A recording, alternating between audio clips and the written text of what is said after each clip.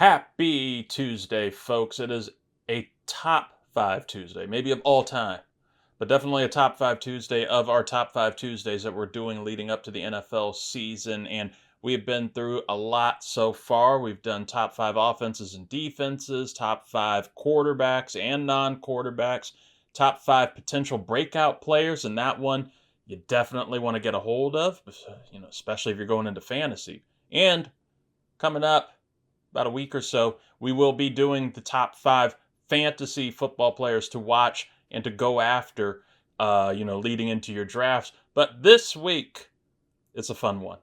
We are going to be doing the top 5 offseason moves made in the NFL this offseason.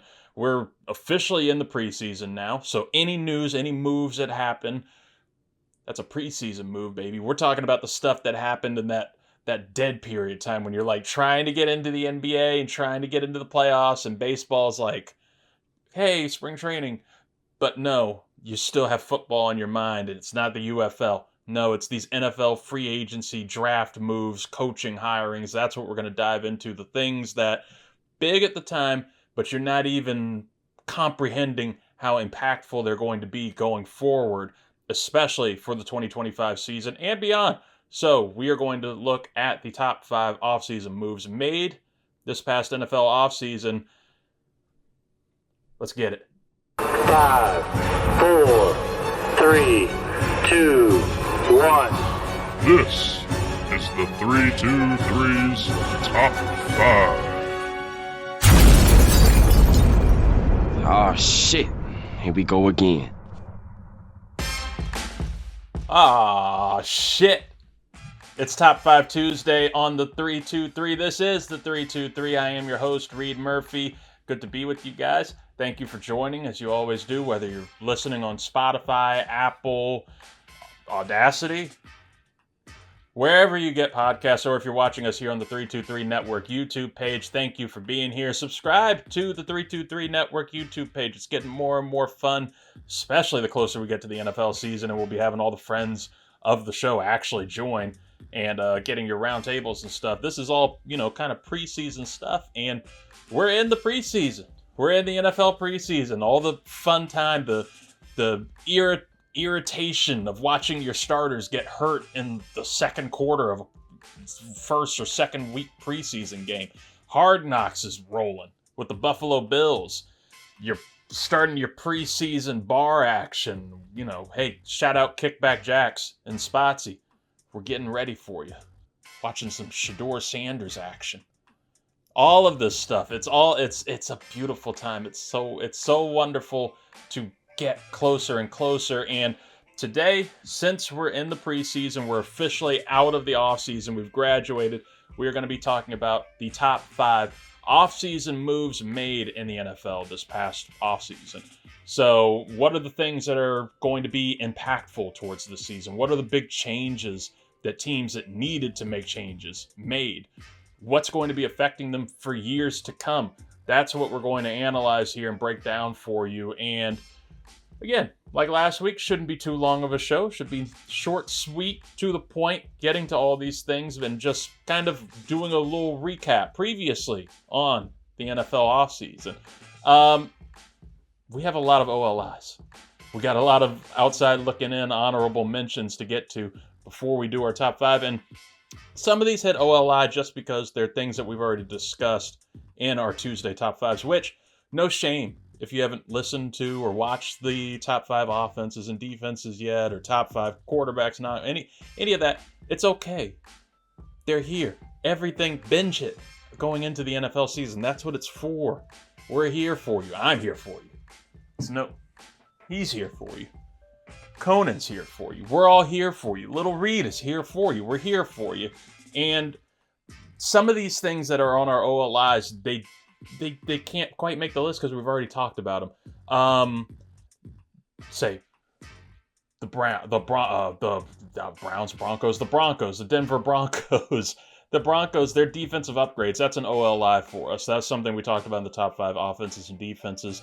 Their additions of Talanoa Hufanga and Dre Greenlaw from the 49ers. They drafted Jahdae Barron. They re-signed DJ Jones to what was already a staggeringly awesome defensive line. And the offense, of course, you want to make some additions. You want to help out your pretty much stud second-year quarterback in Bo Nix and help his development, but something that kind of goes out of people's minds in helping your young quarterback develop is getting the defense right, making sure that that young quarterback and his offense doesn't need to do everything. If the defense can put him in a good position, that will only help him and the offense going forward.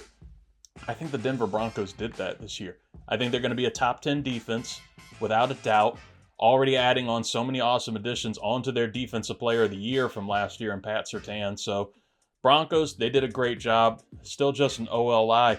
One of the OLIs I had on here was O-line retention and just, importance and emphasis on how a great O-line and how your great trenches can solidify and boost a team going into a hopeful playoff contention. And we had that with the Baltimore Ravens, re-signing Ronnie Stanley to a big deal. They needed that. He's one of the best tackles in the game. The Chiefs tagging and ultimately signing Trey Smith, their guard. They lost Tooney, but Trey Smith has been a beast on the interior offensive line. And when you have a quarterback like Patrick Mahomes and you have an offense that's not faltering, but it's not what it was a couple years ago at the start of the dynasty, you want to keep those guys that you don't think about. They're not going to be household names because they're the O-line. They're unfortunately never the household names. But you got to keep those guys and give them that money. It might hurt for a second or sting when you see how much money you're paying Ronnie Stanley, but you do not even realize how important that dude is to these MVP level performances for Lamar Jackson. Same with Trey Smith for the Chiefs going forward.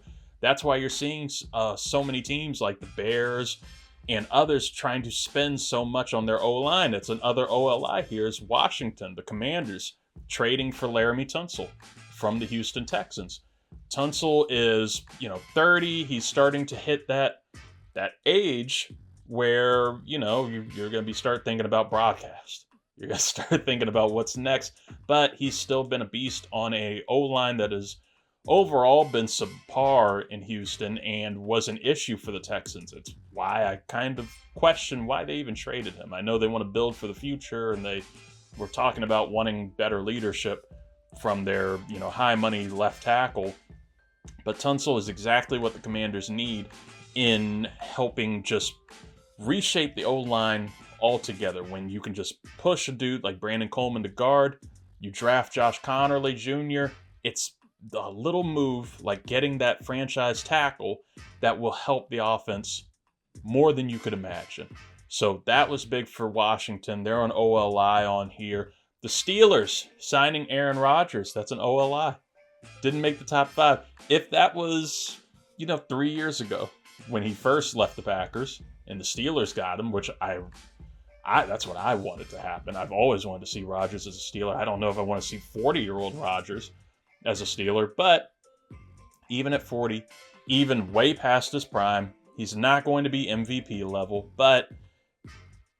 and you can look at the Jets last year and say that Rodgers has completely fallen off. He's completely gone. Yes, he's not the Aaron Rodgers that you know. He's not the Aaron Rodgers you remember, but he still is Aaron Rodgers up here. Even if he doesn't have it the same physically, mentally, he's a master of the game at this point. He knows what he needs to do. Is he going to try to play hero ball? No, I don't think so. And I don't think that Mike Tomlin, I don't think that Arthur Smith, the OC in Pittsburgh, will allow that to happen. Rodgers can be a serviceable starting quarterback. He was for the Jets last year, even if you don't really think of it off the top of your head, because the Jets were, the Jets and doing their normal thing. Even Luis Martinez could tell you that Aaron Rodgers was still not studly, but he was good overall. He finished the 2024 season with 3,897 yards, 28 touchdowns, 11 interceptions, a QBR 48. It's not perfect. It's not great. It's not MVP. It's not what you expect from the Hall of Famer, but I think it's well enough to expect from a Hall of Famer who's about to be 40, 41. Rodgers is somebody who, will I take him over Russell Wilson? I think so. Russell, you know what you're getting. And Russell still has these mental lapses, weirdly, and you can only go so far with him or Justin Fields. Of course, you're going to get a lot more athletic potential and youth potential from Justin Fields, but you're also going to get these lapses from him where he absolutely forgets how to play the damn sport. So, you bring in Aaron Rodgers to the Steelers. I really, really, really like the veteran leadership and the mastery of the game to lead an offense that just needs a push.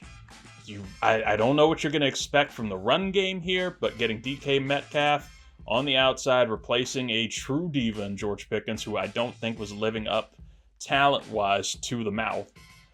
DK will get him, no matter what, you just toss that thing up, boom, DK's there. He'll get it for you. You still have some great weapons in Pat Freiermuth. You have a lot of young weapons on that team and an O-line that's youthful, not great, but can be built up. And if Rodgers knows how to play it, I think he can be a serviceable game manager, maybe the best game manager in the league right now. Game manager is not a sexy position. You don't want that for your quarterback. You want your Jaden Daniels. You want your Patrick Mahomes. But you just need to get to the playoffs and need somebody who knows how it goes. Boom. Aaron Rodgers is not bad, especially for a very cheap signing. Again, finish out the OLIs here, talking about not being flashy. Cleveland, the Cleveland Browns, hate their quarterback room. You got, first off, they added the Pro Bowler Tyler Huntley, Snoop. So put some respect on his name. That's not the OLI here, or the additions of Shedeur Sanders and Dylan Gabriel in the draft, or Kenny Pickett. I'm Kenny, because I can't find the sound, so I can just do it right there for you. No, it was how non-theatrical they went in the draft. At the top, they had the number 2 pick, and there was a lot of talk. What is Cleveland going to do? Of course, the media is hyping up, hey, they're going to take Shedeur Sanders. And then you had some of the media saying the Titans were going to take Shedeur Sanders and Cam Ward would fall to the Browns at 2. That was never going to happen. But this idea of Cleveland taking Shedeur Sanders, if you know ball, and you know college ball, like College Shame Days Scott Elliott, and you heard it on this show, Shedeur was not going in the top 5 like that. He was not going to the Browns at 2 unless the Browns were completely out of their minds. And they still could have gone for Travis Hunter, which is a theatrical pick. And do they need a wide receiver, a top wide receiver talent? I guess arguably you could say so. Jerry Jeudy had a really great kind of breakout year last year for them after his trade from Denver.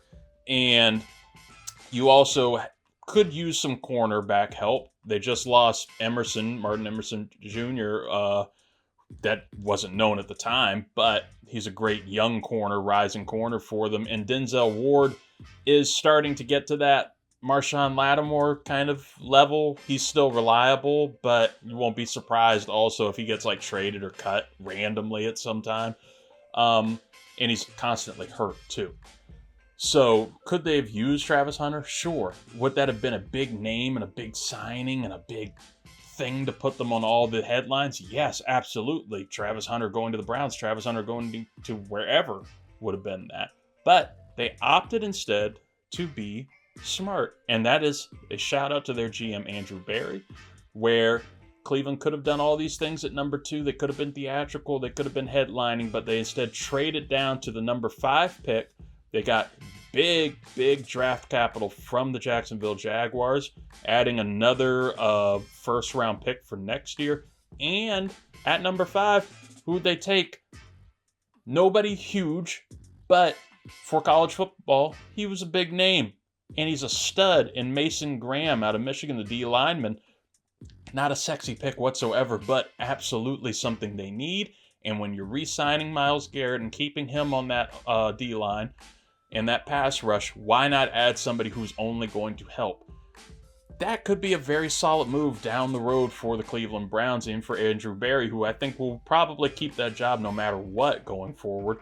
And by adding the draft capital for next year, you already understand that your quarterback situation is somewhere between Joe Flacco, Kenny Pickett as your starter, or Shedeur Sanders if you're just trying to get wacky and bring some money in. He should not be the starter this year. You can't convince me anything he does in the preseason. If he does anything in the preseason, I'm going to say Pat White from the Washington Redskins at the time, from years back. Pat White was a fucking Hall of Famer. He was cut after the last preseason game. So don't convince me of Shedeur Sanders. You get that added draft capital in Cleveland. Even if they're terrible and they wind up with the number 1 pick and can still get their true franchise quarterback next year, which will be a better quarterback class, you're still adding another huge piece, because I don't think the Jaguars are going to be that great. And you're getting a great piece and some type of ammo if you want to trade for somebody somewhere else. It's going to be good for Cleveland no matter what, and I really, really liked that they did that and did the smart move, with a high pick in the draft. But, again, as much as I love that, it's an OLI. They're not even number 5 on here. So let's get into the top 5, the official top 5. And at number 5, I actually have the Rams and their extension of Matt Stafford, their quarterback. Yes, Matt Stafford extending with the LA Rams, I thought was an incredible move for both sides, for the Rams and for Stafford. LA, they were not ready for a new quarterback search.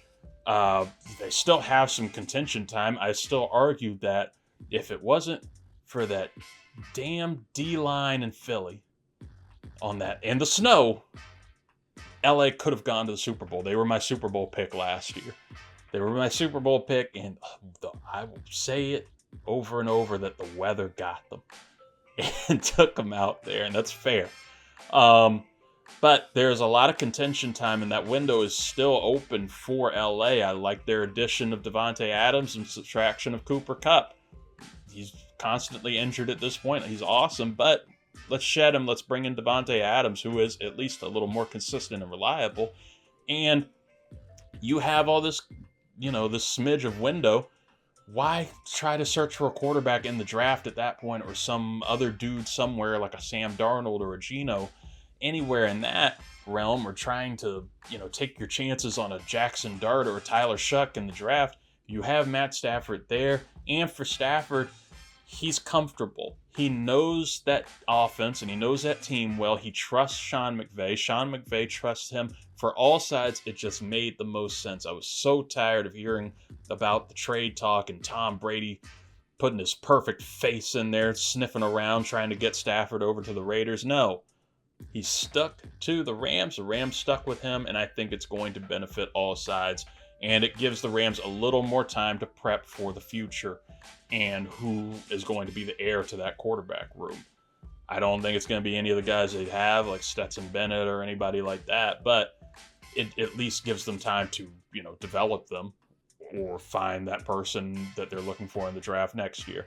So good on them for that, and I think that will be very helpful in their contention. I don't necessarily have Stafford as a top 5 quarterback, but I do think he's still a top 10 quarterback in the league and can lead this team to another potential Super Bowl run. But we'll get to that in the NFL preseason preview show.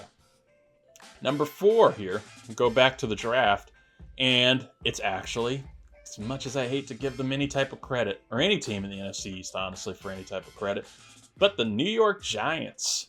The New York Giants, their first round in the draft, that is number 4 of my best offseason moves.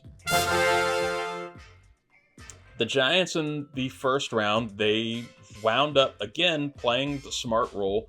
Travis Hunter was already gone at 2, so I don't know what would have happened for them at 3 if Travis Hunter was still there. But there was, again, all that Shedeur Sanders talk and all that hype. And, of course, like I said, if you know ball, if you follow college ball, or you follow College Shame Day, then you know Shedeur Sanders was not everything the media was trying to hype up for that top 10 or that top 5 pick. And while you could know that, there's still teams and organizations that you can't quite trust. The Browns being one, the Giants are one I don't trust. And could have honestly seen them trying to go that route or even like a Jackson Dart at 3. And I'm so glad they didn't. They instead took the very best player in this draft, in my opinion, Abdul Carter from Penn State, pass rusher. He's freaking awesome. And it's exactly something that they need on that team. When defense has been a little rough for them, They've already kind of, you could say, missed on some D-line and pass rush additions in the draft in the last couple of years. But this dude, he's going to be a home run. I promise that. He's going to be a home run for that team.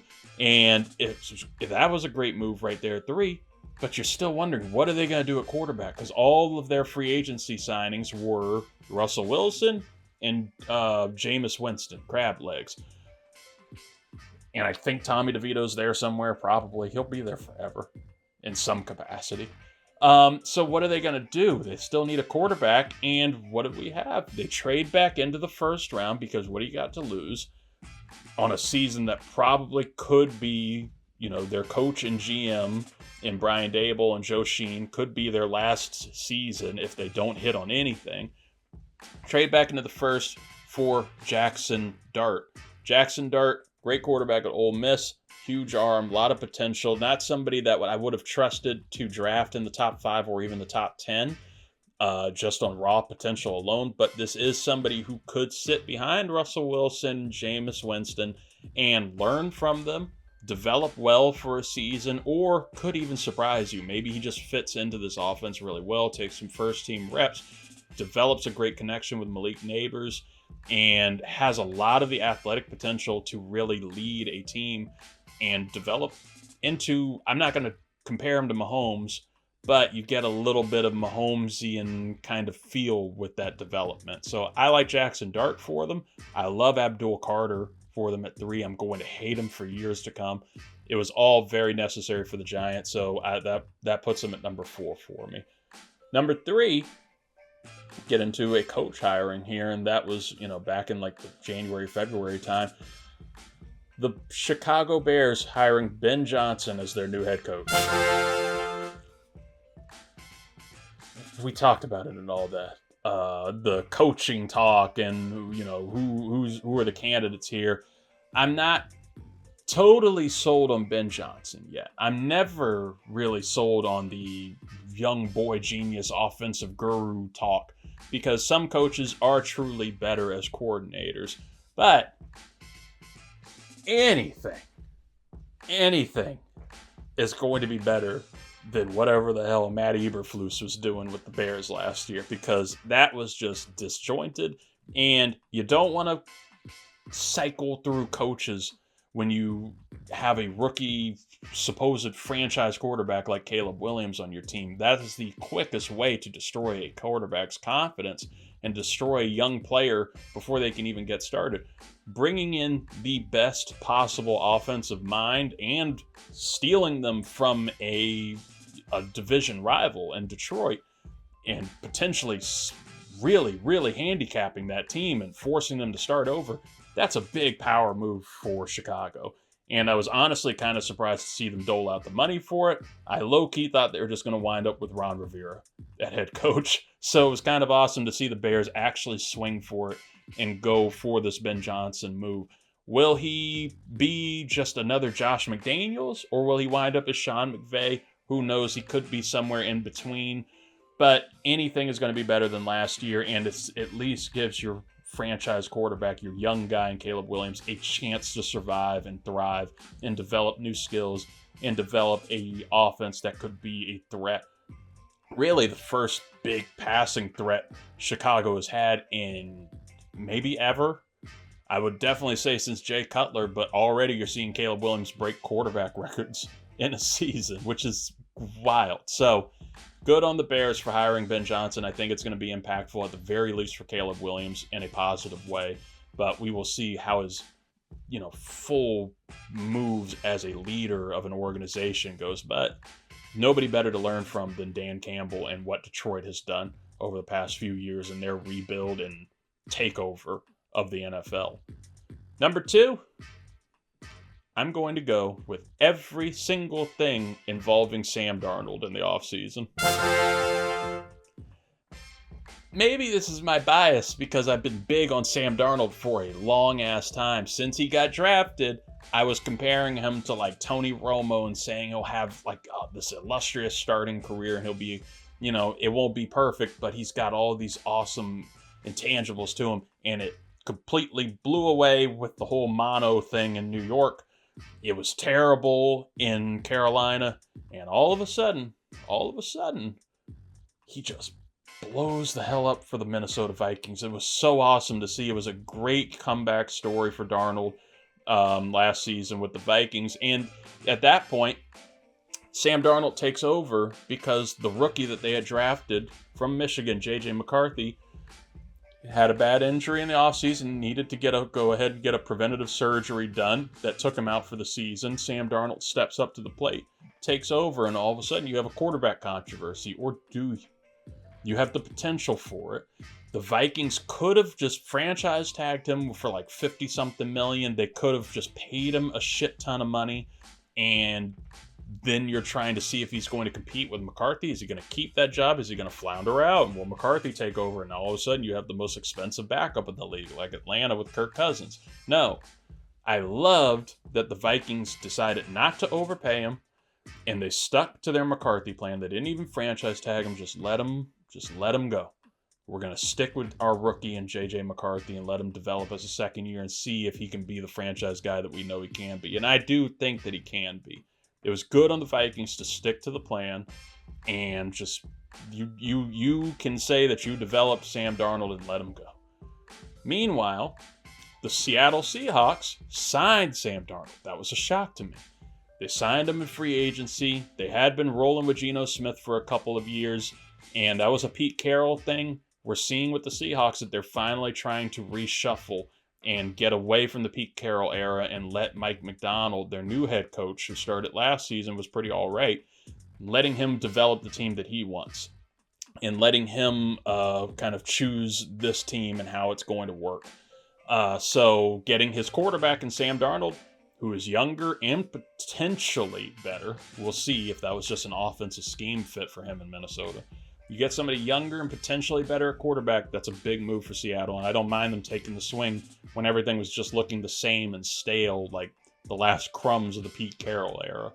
Meanwhile, because the Seahawks signed Sam Darnold, they still have Geno Smith, right? Boom. Trade him to the Las Vegas Raiders.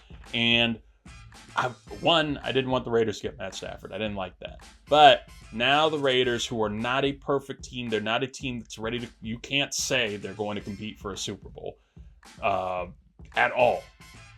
They get a much needed improvement and a stopgap leader. And I say stopgap could be a season, it could be 2 seasons, could be 3 seasons. You're getting that leader at quarterback in Geno Smith, and somebody that's going to hold it down for you while you figure out what's the next step. You at least will get a good season out of Geno. And somebody who's been on the rise for a while, maybe he's got some gas in the tank. That's a good fit for Vegas. That's a good fit for Geno. And, continues to allow him to be a franchise guy and a starter. Good all around for the Vikings, Seahawks, and Raiders. And Sam Darnold got paid out of it. Love it. I love it for him. That's only number 2, though, because my number 1, the number 1 best offseason move made in the NFL was, for me, a coach hiring, and it was the New England Patriots hiring Mike Vrabel. I'm going to say this right off the bat. I'm biased towards black coaches. I've been that way. My dad raised me that way. It's how it is. It's just the way it is. But I'm also big for equality. And Gerard Mayo was so happy for him getting that coaching job with New England. He's been with the Patriots literally his entire professional adult life. Was drafted by them as a linebacker, retired with them, immediately became a linebackers coach for them under his old coach in Bill Belichick. And once Belichick was gone, moved right up. He was the heir, became the head coach.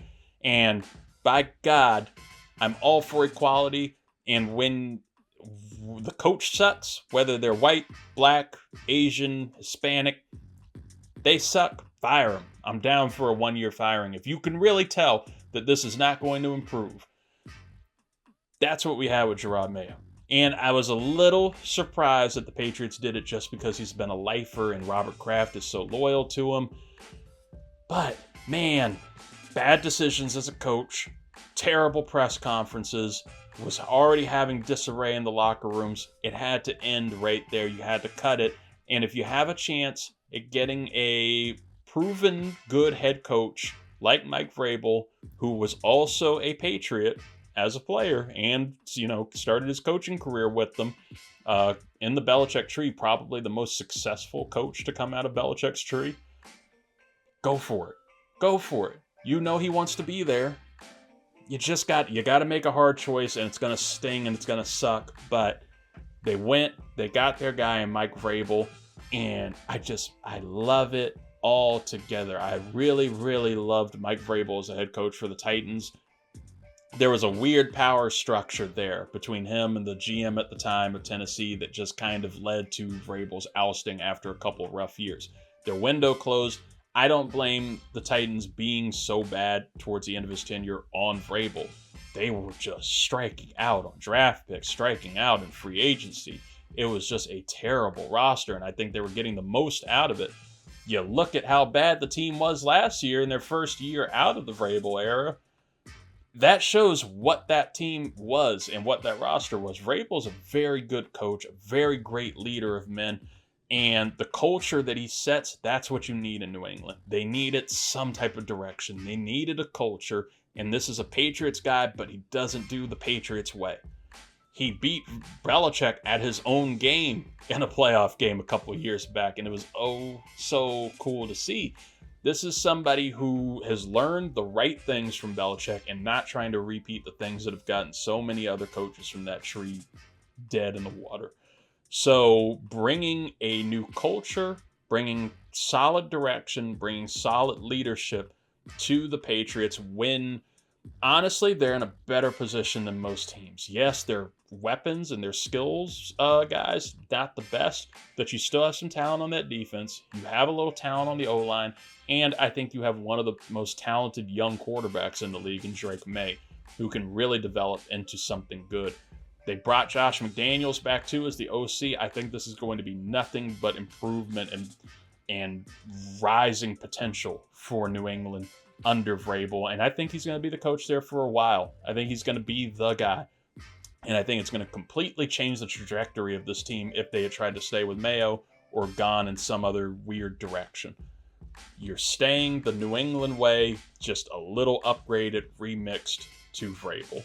Love it for them. It's going to be great for Drake May, and I think that I'll throw it out here now. You're going to get a championship appearance from them sometime in the next 5 years under Mike Vrabel. I put the Reid Murphy guarantee on it. He's with me.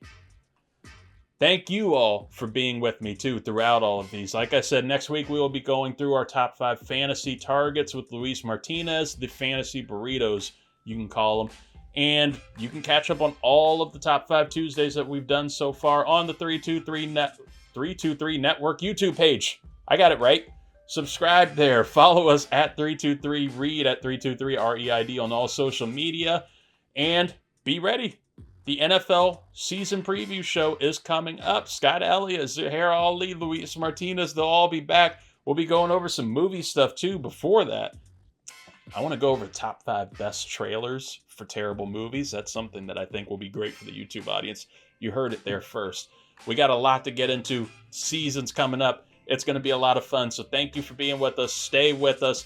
And in the meantime, folks, stay safe. We will talk to you later.